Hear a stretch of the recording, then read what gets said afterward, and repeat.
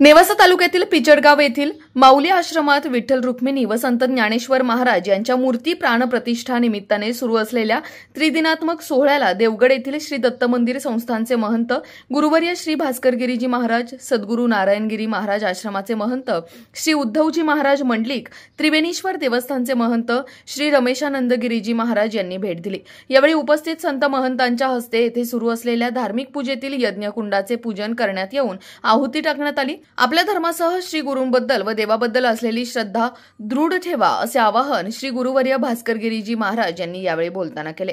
राष्ट्र सह्याद्री न्यूज साठी प्रतिनिधी सुधीर चव्हाण, नेवासा।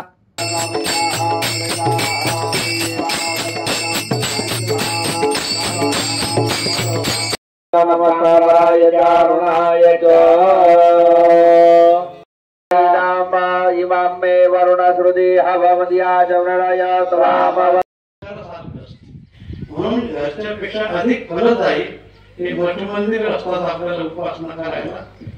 आपल्या माऊलीने आपल्या सर्वांची शक्ती म्हणजे धनही प्राप्त करून दिलेला आहे, नेते मंडळीने केलेला आहे आणि भक्तीचे श्रद्धेचं जोर आपण याला लावलेलं आहे। त्याच्यामुळे हे सगळं उभं राहिलं आणि असंच हे सर्व सत्कार्य आपल्या विवेकाने आपल्या सत्तेने सदैव टिकून राहील असे आम्ही माऊलींच्या चरणी प्रार्थना। अशाच ताज्या आणि महत्त्वपूर्ण घडामोडींसाठी पाहत रहा राष्ट्र सह्याद्री न्यूज। राष्ट्र सह्याद्री न्यूजला लाईक करा, शेअर करा आणि सबस्क्राईब करा।